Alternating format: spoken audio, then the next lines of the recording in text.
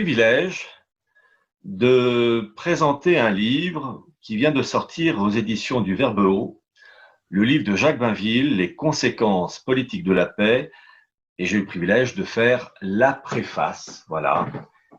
Jacques Bainville, Conséquences politiques de la paix, ouvrage sorti en 1920 et qui vient d'être réédité par les éditions du Verbeau. Et j'ai fait une préface de ce livre. Pourquoi parler de ce livre? Alors, ça vient du fait que Jacques Bainville, en 1920, a écrit ce livre absolument magnifique suite à la Première Guerre mondiale, plus exactement suite au traité de Versailles qui se terminait en juin 1919. Alors d'abord, avant de parler du livre, présenter d'abord le personnage. Jacques Bainville, 1879-1936, est né à Vincennes, il était issu de la classe moyenne, de la bourgeoisie moyenne. Il était d'esprit, enfin d'une famille catholique, mais agnostique. Il a été journaliste au service de l'Action française et il a été embauché, si je puis dire, par Charles Maurras. C'est un très grand journaliste. Il maniait la langue française avec dextérité, une manière de s'exprimer, surtout d'écrire. C'est l'écrivain Marcel Proust qui disait que lorsqu'il lisait du Bainville, c'était pour lui, je le cite, une cure d'altitude mentale. Et d'ailleurs, il sera fait, Jacques Bainville, membre de l'Académie française en novembre 1935, et il n'a pas eu le temps vraiment d'en profiter. 3 mois plus tard, donc février 1936, il meurt d'un cancer d'œsophage et cancer généralisé. Bien. C'est l'auteur de plusieurs ouvrages, l'histoire de 2 peuples, Napoléon de Bainville, qui m'a, à titre personnel, permis de comprendre le personnage, Napoléon. Et en matière de géopolitique, Jacques Bainville a donc écrit Les conséquences politiques de la paix, donc édition du Verbeau. Et en matière de perfection, c'est absolument extraordinaire. Parce que Bainville, en 1920, après avoir étudié le traité de Versailles, qui donc clôt apparemment la Première Guerre mondiale et qui met tout sur le dos de l'Allemagne, donc c'est la chute du Deuxième Reich dirigé par l'empereur Guillaume II et c'est la naissance de la République de Weimar, bien fragile et qui va disparaître en janvier 1933 avec l'arrivée d'Adolf Hitler. La rédaction de ce livre en 1920, sorti en septembre-octobre 1920, Bainville annonce tous les éléments qui vont conduire à la Seconde Guerre mondiale. Il a d'abord, lui, l'esprit agnostique, parfaitement compris la spiritualité de ce traité de Versailles. Je ne cite que le début de son constat. Je cite Bainville. Composé par des lecteurs de la Bible et pour des lecteurs de la Bible, le traité de Versailles a été aussi par des hommes d'affaires, ce qu'on appelle aujourd'hui des techniciens. Les dispositions qui se rapportent au commerce, aux douanes, aux tarifs de chemin de fer, à la navigation fluviale, etc., ont été l'objet d'un soin particulier. Il est entendu que dans notre temps, rien ne dépasse l'importance du commerce, et il y a là une spécialité qui, dans un âge scientifique, appelle à la déférence des hommes d'État. Vous voyez la manière d'écrire de Jacques Bainville. Ainsi, les détails du traité sont un travail d'experts et de techniciens. L'ensemble, les grandes lignes sont de l'ouvrage d'amateurs.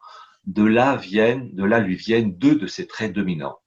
Un caractère moral prononcé, car il est facile de mettre des lieux communs de moralité à la place du raisonnement politique qui exige un effort intellectuel et une préparation particulière. Ensuite, un caractère économique non moins accusé et qui s'accorde avec le moralisme puritain. La conférence de la paix a été un concile.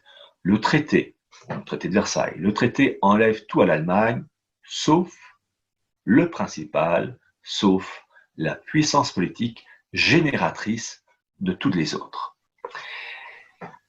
Ce qui est extraordinaire dans ces propos, c'est que Bainville a cerné le tour d'esprit des rédacteurs de ce traité avec, j'allais dire, traité qui renferme des clauses puritano-commerciales.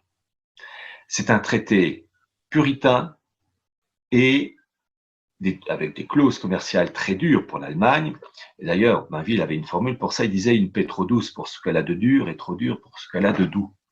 C'est-à-dire que ce traité de Versailles va tourmenter le peuple allemand en le considérant comme un seul bloc, et ce traité de Versailles n'enlève en rien l'unité politique et territoriale de l'Allemagne. Certes, l'Allemagne perd quelques petits territoires à l'ouest, l'Alsace-Moselle, et puis surtout à l'est, la Silésie, enfin une partie de la Haute-Silésie, et puis la Posnanie, et puis le couloir de Danzig, la ville de Gdansk, qui était une ville largement allemande, donc pour permettre à la Pologne d'avoir un accès à la mer, et puis vous avez le reste, la Prusse orientale, Königsberg, qui aujourd'hui s'appelle Kaliningrad, séparée du reste de l'Allemagne. Et Mainville, dans son livre, dont les conséquences politiques de la paix, passe en revue tous les éléments qui vont conduire à cette Seconde Guerre mondiale, qui ne verra pas, je vais dire presque heureusement pour lui, il meurt en 1936 donc, et il montre que l'Allemagne, finalement, possède l'essentiel, c'est-à-dire l'unité politique qui va lui permettre, avec le temps,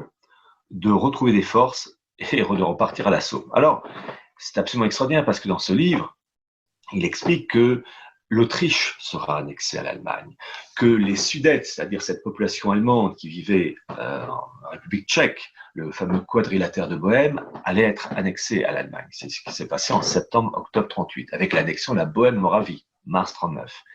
Et il annonce en 1920 l'élément clé qui va conduire à la Seconde Guerre mondiale, avec l'affaire polonaise, avec le couloir de Danzig, la Prusse orientale Königsberg qui est séparée du reste de l'Allemagne, et il dit ceci en 1920, l'Allemagne, cet animal méchant, accroupi au cœur de l'Europe, n'a qu'une griffe à étendre pour récupérer l'îlot de Königsberg. Dans ce signe, les prochains malheurs de la Pologne et de l'Europe sont inscrits. 1920, il annonce par avant, septembre 39, le début de la Seconde Guerre mondiale. Il annonce aussi la fameuse alliance germano-russe qui va donc effectivement prendre forme en août 39 avec l'accord signé entre Hitler et Staline. Donc c'était vraiment un visionnaire cet homme. Et il condamne donc avec force ce traité de Versailles qui enlève tout à l'Allemagne, tout sauf, je dis, l'unité politique et l'unité territoriale. Et il explique ça donc avec une clarté. Et le privilège que j'ai eu, c'est donc de pouvoir faire cette préface. Et j'ai voulu expliquer, dans une longue préface qui fait presque 38 pages, pourquoi ce traité de Versailles était d'esprit voltairien. Voyez-vous, quand la Première Guerre mondiale s'est terminée, il y avait trois possibilités de politique à l'égard de l'Empire allemand et de l'Empire d'Autriche-Hongrie, c'est-à-dire les empires centraux. Il y avait trois possibilités. Maintien intact, premier cas, maintien intact de l'unité politique et territoriale allemande avec démantèlement de l'Empire austro-hongrois. Deuxième possibilité, tout l'inverse, maintien intact de l'unité politique et territoriale de l'Empire austro-hongrois, mais démantèlement de l'Empire allemand. Troisième possibilité, démantèlement politique et territorial des deux empires, l'allemand et le monde austro-hongrois. Or, le traité de Versailles s'est attaché uniquement au premier cas, maintenir intacte l'unité territoriale et politique de l'Allemagne, en revanche, détruire l'Autriche-Hongrie, en laissant à la place un chapelet de petits États, une petite Autriche, Hongrie, une Pologne, une République tchèque, enfin bref, des petits États face à un corps allemand intact, quasiment intact. Pourquoi les rédacteurs du traité de Versailles ont fait cela? Et c'est ce que je voulais expliquer dans cette préface, c'est que ces rédacteurs du traité de Versailles, outre le fait d'être animés d'un esprit puritain protestant, étaient imbibés, et c'est le cas en particulier des dirigeants français, avec Clémenceau qui était donc un esprit maçon. D'ailleurs, lorsqu'en 1917, il y a eu des tentatives de paix de la part de l'Autriche-Hongrie avec l'empereur Charles, Clémenceau s'y est opposé en disant pas d'accord avec l'Autriche papiste des Habsbourg. Bon, ce traité de Versailles est un traité voltairien. Alors pourquoi citer Voltaire, homme du XVIIIe siècle, pour un traité de Versailles, lui qui date de 1919? Et c'est ce que je voulais expliquer dans la préface. Et donc, pour accompagner le travail de Jacques Bainville dans cet admirable livre « Les conséquences politiques de la paix » aux éditions du Verbe. Pour comprendre l'essence du traité de Versailles, il faut rappeler des faits historiques. La monarchie française a été en guerre contre l'Autriche d'Habsbourg pendant en gros 2 siècles, on peut dire, du XVIe siècle jusqu'au XVIIIe siècle.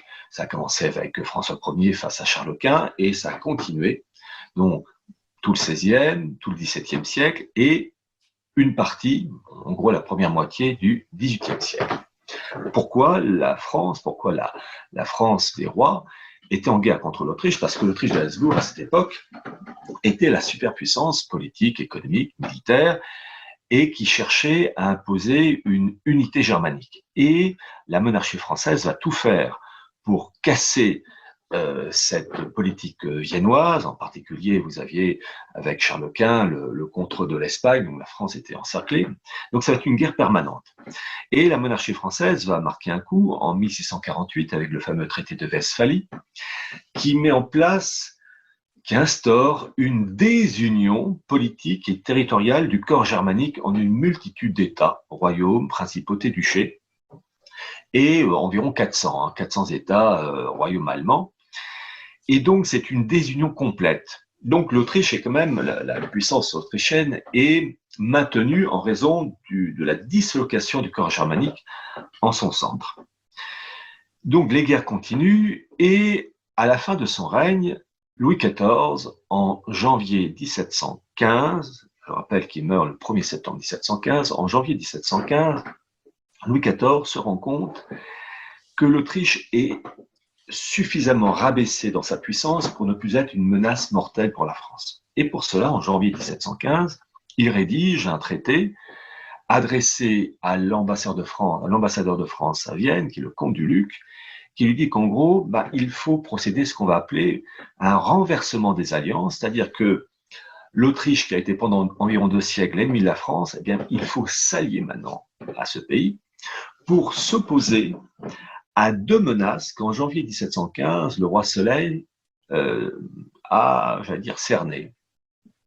La Prusse et le royaume de Hanovre. Le royaume de Hanovre qui était lié d'un point de vue dynastie avec la monarchie anglaise. Et il dit donc, dans son traité de janvier 1715 rédigé à Versailles, qu'il faut surveiller ces 2 pays parce qu'un des 2 risque de favoriser l'unité allemande aux dépens de la France. Sur ce, il meurt quelques mois plus tard. Cette politique anti-autrichienne continue dans les années qui suivent et en raison de la montée en puissance là de la Prusse, la dynastie des Hanovre ne joue pas un grand rôle dans cette histoire, la montée en puissance de la Prusse avec le roi Sergent et puis surtout à l'arrivée de son fils en 1740, Frédéric II de Prusse, la Prusse vraiment apparaît comme la menace. C'est-à-dire que cette menace qui avait été vue par Louis XIV, là maintenant elle est vue par tout le monde. Et il va avoir en 1755 et 1756, avec l'arrière-petit-fils de Louis XIV, Louis XV, un événement extraordinaire qui est le renversement des alliances, c'est-à-dire que cette politique prônée par Louis XIV en janvier 1715 est mise en pratique durant les années 1755-56 avec une alliance entre la France de Louis XV et la monarchie autrichienne d'Habsbourg avec l'impératrice Marie-Thérèse.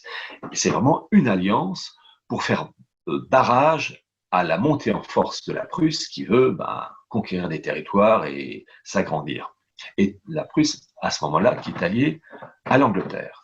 Et donc, vous allez avoir cette fameuse guerre de 7 ans, 1756-1763, qui va opposer d'un côté Prussiens et Anglais face au couple austro-français. Et c'est vraiment un élément capital de ce renversement des alliances, puisque environ 2 siècles de bagarre entre la France et l'Autriche, eh bien, on tourne la page. Il y a cette souplesse d'adaptation. La monarchie française, avec Louis XV en particulier, dit que maintenant c'est terminé. C'est l'ennemi autrichien devient l'ami, non pas par envie, mais parce que tout simplement, il y a une menace plus grande que l'Autriche, la Prusse, qui plus est alliée à l'Angleterre. Cette politique ô combien justifiée et qui va aller même plus loin, puisque cette politique de renversement des alliances va pousser Louis XV à faire en sorte que son futur, son petit-fils, le futur Louis XVI, épouse une des filles de l'impératrice Marie-Thérèse, qui va être donc Marie-Antoinette. Et donc le mariage entre Louis XVI et Marie-Antoinette n'est que la conséquence de ce renversement des alliances conclues entre Paris, enfin plutôt Versailles et Vienne. Cette politique était vraiment juste. Mais le problème, et vous allez voir peu à peu la raison, les sources profondes, les raisons profondes du traité de Versailles 1919, c'est qu'au XVIIIe siècle, il y a les philosophes qui mènent le bal, et en priorité Voltaire. Les philosophes sont violemment anticatholiques, et c'est le cas de Voltaire avec sa fameuse formule « écraser l'infâme ». Et les philosophes, Diderot, etc., et Voltaire donc, sont scandalisés de cette alliance entre la France et l'Autriche, puisque l'Autriche d'Habsbourg est considérée par ces philosophes comme un pays rétrograde, catholique, obscurantiste, enfin bref, le CV habituel. Et pour ces philosophes, le pays moderne, libéral, paré de toutes les qualités, c'est la Prusse protestante de Frédéric II. Et donc ces philosophes, et Voltaire en tête, ces philosophes vont marquer les élites aristocratiques et la haute bourgeoisie en France dans cette haine contre l'Autriche. Donc, mis à part Louis XV et un noyau de personnes, quelques personnes autour du roi de France, à tenir bon pour maintenir cette alliance entre la France et l'Autriche face à la Prusse, l'opinion publique française au XVIIIe siècle, c'est-à-dire la haute aristocratie, la haute bourgeoisie, avec un esprit excité par les philosophes Voltaire en tête, eh bien, s'acharne pour lutter contre cette alliance franco-autrichienne. Cette alliance va perdurer jusqu'à la Révolution française. Et là, l'esprit de la Révolution française, qui est une révolution d'essence messianique, anti-catholique, c'est l'élément premier. Je rappelle les propos de la revue Archives israélite qui parlait de Voltaire en disant, Voltaire qui était antisémite, il disait que si Voltaire nous a été funeste, le voltairianisme nous a été éminemment utile. Et il précise même, ces archives israélites, que la révolution de 1789 fut profondément d'essence hébraïque. Car avec la révolution de 89, qui était donc le renversement du trône, eh bien, c'est la mise à mort de la monarchie française, le roi de France qui était le lieutenant du Christ depuis Clovis, avec cette alliance entre Clovis et Saint-Rémy. Le roi de France était le lieutenant du Christ, et bien que la Révolution française, c'est terminé. Le roi de France devient d'abord un roi des Français, et puis Louis XVI va être décapité le 21 janvier 1793. Et à partir de 1792, vous avez le début des guerres de la France contre l'Autriche. C'est-à-dire que cette politique stupide et idéologique qui consiste à faire la guerre à l'Autriche va desservir la France, car la véritable menace, c'est la Prusse. Et cet esprit voltairien qui anime les élites françaises contre cette Autriche catholique au profit de cette Prusse libérale et protestante et maçonnisante, cet état d'esprit délétère va marquer donc les élites françaises, avec en plus Napoléon qui ne fait que renforcer les choses, avec en 1806 la destruction du Saint-Empire romain germanique, et à Napoléon qui va certes battre dans ces guerres la Prusse, mais qui va surtout, qui va commettre la grosse erreur, il va le payer à Waterloo, de maintenir intacte l'unité politique et territoriale de la Prusse. Et en 1815, le Blücher, le général prussien, sera l'homme qui permettra à la Prusse, avec l'aide évidemment des Anglais, d'avoir la peau de Napoléon. Cet esprit voltairien, il faut bien comprendre que l'esprit voltairien, anticatholique, d'esprit maçonnisant, d'esprit protestant, imbibe littéralement les élites françaises, les élites dirigeantes, les élites économiques, les élites financières. Et cet esprit anti-autrichien va en particulier marquer la tournure d'esprit de Napoléon III. Et Napoléon III va continuer à faire des guerres contre l'Autriche, Magenta, Solferino, dans les années 1850. Et puis, pendant que l'Autriche était abaissée et diminuée, la Prusse de 1815, eh bien, elle est montée en puissance. Elle est montée en puissance, en particulier avec l'arrivée d'un homme, quelques dizaines d'années plus tard, qui est un véritable génie, qui est le chancelier Otto von Bismarck, 1815-1898. Vous avez, suite à la défaite française de 1815, une confédération germanique avec une quarantaine d'États, de royaumes, duchés, et vous avez deux grands États qui se partagent, si je puis dire, cette confédération, la Prusse et l'Autriche. Et Berlin pour la Prusse et Vienne pour l'Autriche cherchent à favoriser l'unité allemande, soit sous la direction prussienne, soit sous la direction autrichienne. Et le fait d'affaiblir l'Autriche, comme va le faire Napoléon III, c'est évidemment au profit de la Prusse, qui arrive peu à peu à imposer ses vues. Et elle impose d'autant plus ses vues que l'arrivée du chancelier Bismarck en 1862 va permettre d'accélérer les choses, avec en particulier la fameuse bataille de 1866, la bataille de Sadowa, qui fait que l'Autriche est battue dans sa guerre contre la Prusse, et les Français, Napoléon III ne fait rien, strictement rien, pour permettre à l'Autriche de tenir le coup. Donc c'est une catastrophe, puisque suite à la défaite autrichienne à Sadowa en 1866, l'Autriche est exclue de la Confédération germanique, qui disparaît, et la Prusse de Bismarck unifie tous les États du Nord, du Rhin jusqu'au Niémen, et cherche à souder à ce corps allemand, à cette confédération du Nord germanique, les États du Sud, la Bavière, le Pays de Bade et Wurtemberg, qui ne sont pas encore rattachés à cette Allemagne. Et puis vous allez avoir donc la fameuse guerre de 1870, qui va être déclarée par les Français, car Bismarck avait réussi par des moyens habiles à pousser les Français à déclarer la guerre à la Prusse, et cette guerre va être perdue avec, en septembre 1870, la défaite des armées françaises à Sedan, et Bismarck va pouvoir imposer ses vues. Et là, voyez-vous, on se rapproche peu à peu des raisons, des sources profondes du traité de Versailles de 1919. Bismarck était un génie, hors norme. Il était un très fin connaisseur de l'histoire, d'abord de son pays, mais aussi des relations franco-allemandes. Il avait en particulier médité sur cette fameuse, fameux renversement des alliances de 1756, où l'Autriche et la France étaient alliées de puissances catholiques face à la Prusse.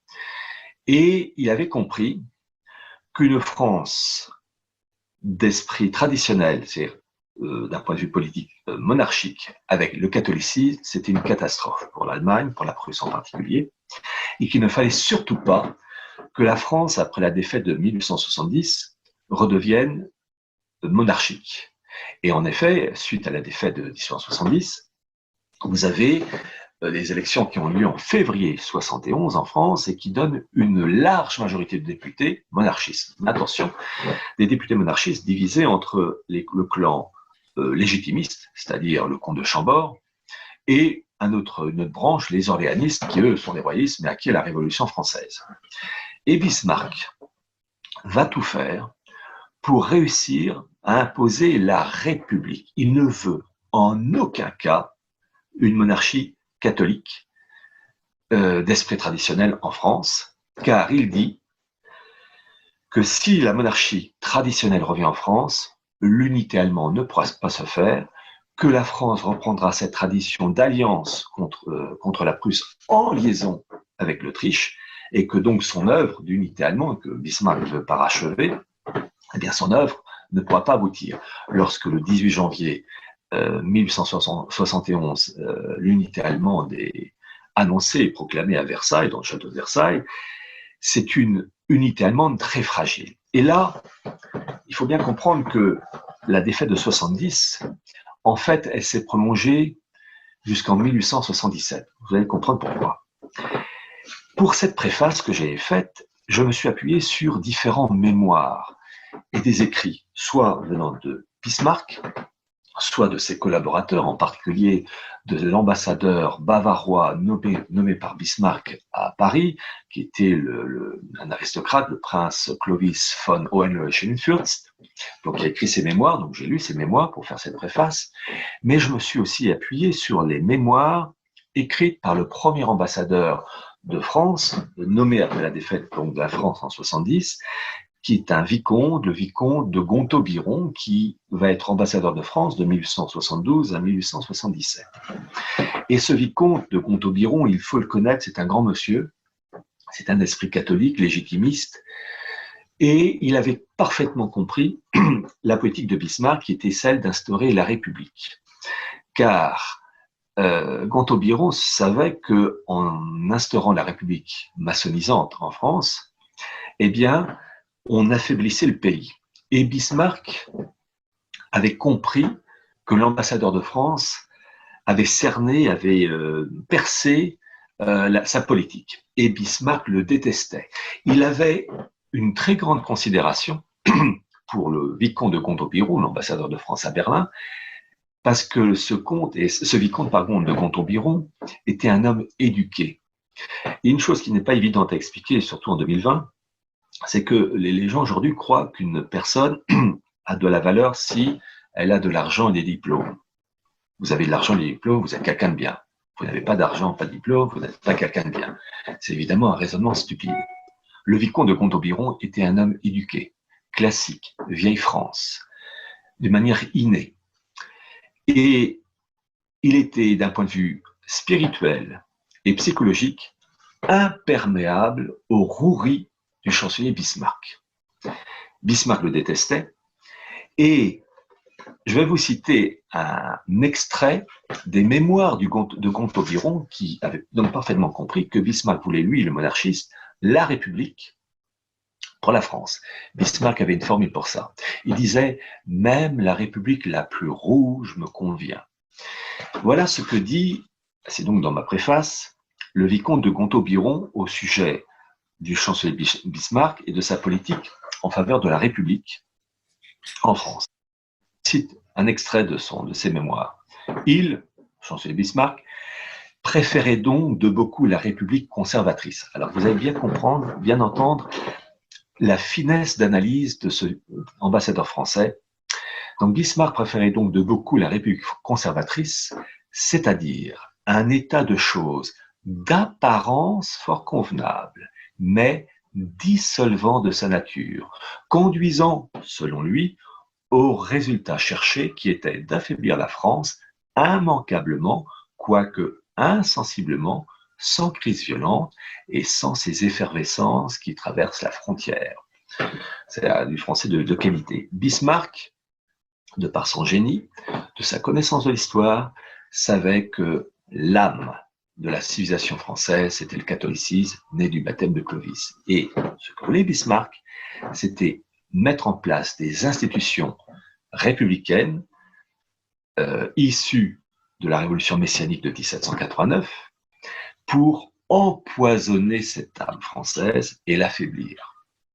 Et toute sa politique à Bismarck, ça va être d'empêcher, par des relais, son ambassadeur à Paris, le fameux prince Clovis von Hohenlohe-Schönfürst, d'empêcher le retour du système véritable, traditionnel, qui est la monarchie catholique, donc en France. Et donc il a parfaitement compris, Gontaut-Biron, que c'est la politique de Bismarck.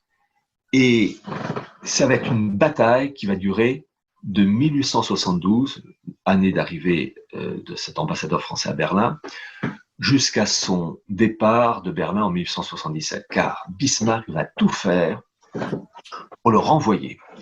Et pour cela, il va bénéficier du comportement stupide, mais en même temps logique, de la part de Gambetta, d'Adolphe Thiers, les Républicains, qui étaient donc au pouvoir.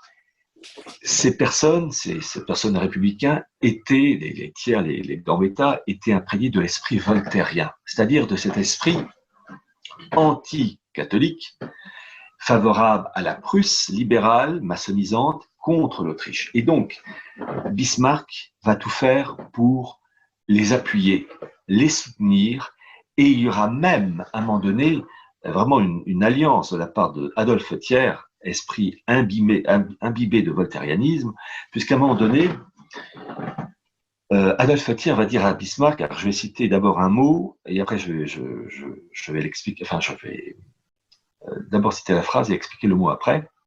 Adolphe Thiers dira un jour à Bismarck, la lutte contre l'ultramontanisme serait une garantie pour la continuation des bonnes relations entre l'Allemagne et la France. L'ultramontanisme, c'est cette tourne d'esprit qui consiste à favoriser le catholicisme dans le domaine politique en lien avec le pape. Bismarck était farouchement contre, il voulait surtout pas de ça, et il avait donc l'appui de personnages comme Adolphe Thiers, comme Gambetta et bien d'autres, Jules Favre, enfin le personnel républicain, et donc il voulait à tout prix que ces personnes soient au pouvoir et fassent tout pour bloquer l'arrivée de la monarchie traditionnelle en France. Car il savait que si la monarchie française revenait en France, monarchie traditionnelle, après la défaite française de 1870, il savait qu'il y aurait automatiquement une alliance entre la France et l'Autriche, les Habsbourg, pour détruire l'unité allemande. Et en plus, empêcher que les États du Sud, la Bavière, le Pays de Bade et le Wurtemberg, soient rattachés à l'Allemagne du Nord. Et donc, ça va être une bataille. Et écoutez ce que dit à un moment donné, je cite les mémoires du fameux ambassadeur allemand Schilling-Fürst, qui dit en 1874, suite à ces discussions avec le chancelier Bismarck, une république et des discordes civiles seraient une garantie de la paix. Le prince, Bismarck, convenait qu'une république forte serait sans doute un mauvais exemple pour l'Europe monarchique. Cependant, si je l'ai bien compris, la république lui paraît moins dangereuse que la monarchie qui favoriserait à l'étranger toute espèce de désordre. Et à l'étranger, c'est en Allemagne. Et donc, entre la défaite française de 1870 et 1877, qui est l'année des élections qui permettent vraiment en France d'instaurer la République, vous avez une bataille. Et cette bataille entre soit la République, soit la monarchie traditionnelle, et avec le soutien de Bismarck, avec le soutien d'hommes politiques français comme donc Thiers et Gambetta et bien d'autres, eh bien c'est cette République qui va s'installer en France. Le personnel républicain d'esprit voltairien était à des années-lumière des subtilités de l'intelligence subtile de Bismarck, et ils ont été des jouets. Et Bismarck, lorsqu'il obtient enfin le renvoi de l'ambassadeur français, donc Gonton-Biron, il dit dans une lettre à un de ses amis, le changement de l'ambassadeur de France à Berlin, donc Gonton-Biron, m'a causé une satisfaction extraordinaire. Gonton-Biron, lui, faisait tout pour avertir la France, les dirigeants politiques français, du double jeu de Bismarck, qui était donc officiellement de ne rien faire en France, mais en fait de favoriser la création de la République, de son enracinement. Et c'est Gonton-Biron qui avait parfaitement vu.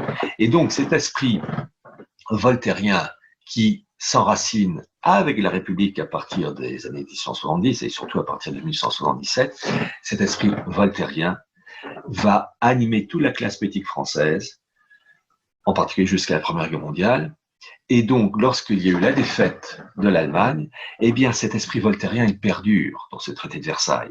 Car l'Allemagne, certes, va devoir payer des sommes colossales, mais l'essentiel, la chose essentielle de l'Allemagne est conservée, son unité politique, son unité territoriale. En revanche, l'Autriche des Habsbourg, eh bien, est détruite par le personnel républicain français. Je rappelle que en 1917, la franc-maçonnerie française a organisé ce qu'on appelle un convent, une grande réunion, pour détruire l'Autriche des Habsbourg. Et d'ailleurs, j'ai mis le passage en question, puisqu'à un moment donné, dans cette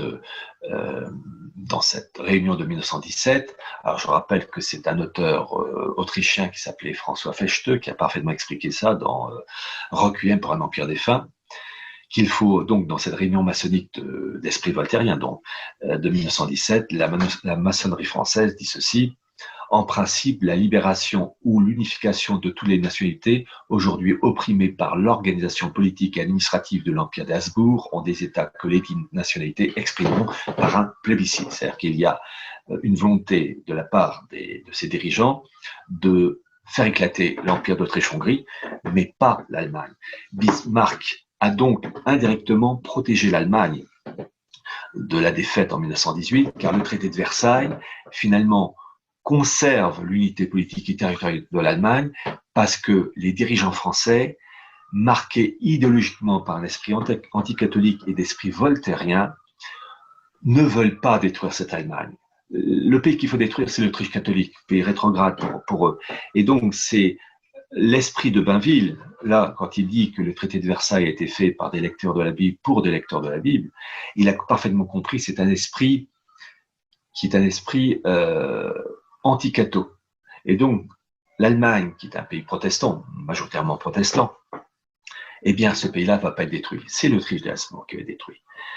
Et d'ailleurs, c'est révélateur. L'empereur Charles de Habsbourg, avec l'impératrice Zita, ils vont émigrer à Madère et vivre pauvrement. En revanche, l'empereur Guillaume II, lui, il va émigrer aux Pays-Bas et il n'aura aucun problème. Donc voilà, c'est ce que j'ai voulu expliquer dans la préface de 35-36 pages pour appuyer les propos de Jacques Bainville, qui avait donc parfaitement compris les mots qui allaient s'abattre sur la France, sur l'Europe et sur le monde. Et d'ailleurs, il a tellement bien compris, Jacques Bainville, les méfaits de ce traité de Versailles d'esprit voltairien, que cette Allemagne n'a plus de pays contrepoids en Europe centrale à partir des années 20. C'est un chapelet, comme je l'ai dit, de petits États, donc possibilité d'expansion germanique en Europe centrale. Et Bainville termine son chef-d'œuvre, Les conséquences politiques de la paix, en écrivant en 1920 « Il ne manquera que l'occasion et l'homme qui mettront ce militarisme en mouvement ». Le 30 janvier 1933, cet homme s'appelle Adolf Hitler. Bainville avait compris la menace que représentait cet homme. D'ailleurs, il écrit, je crois, le lendemain ou le surlendemain de l'arrivée d'Hitler au pouvoir dans la F, je cite de mémoire, le chancelier Hitler semble très ému de sa réussite prodigieuse. 3 points de suspension. Nous aussi.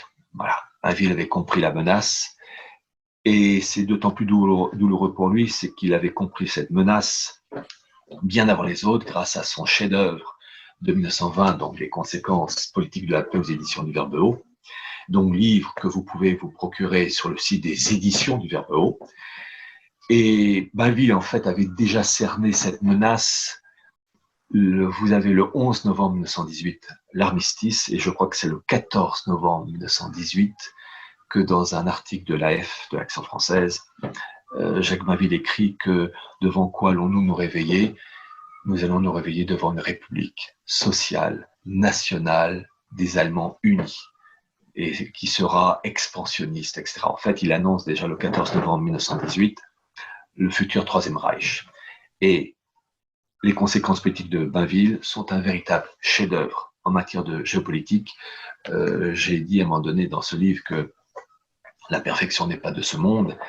J'avoue qu'il y a des exceptions, et ce livre est une exception. En 1920, tout est annoncé.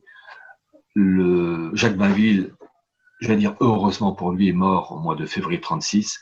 Il n'y a pas plus douloureux que de voir les choses se mettre en place quand on l'a annoncé des années et des années à l'avance. Donc je vous encourage vivement à vous plonger dans la lecture de ce livre, Les conséquences politiques de la paix, aux éditions du Verbe Haut, livre donc disponible sur le site des éditions du Verbe Haut. Vous y allez, plongez-vous dans cette capacité à prévoir l'avenir.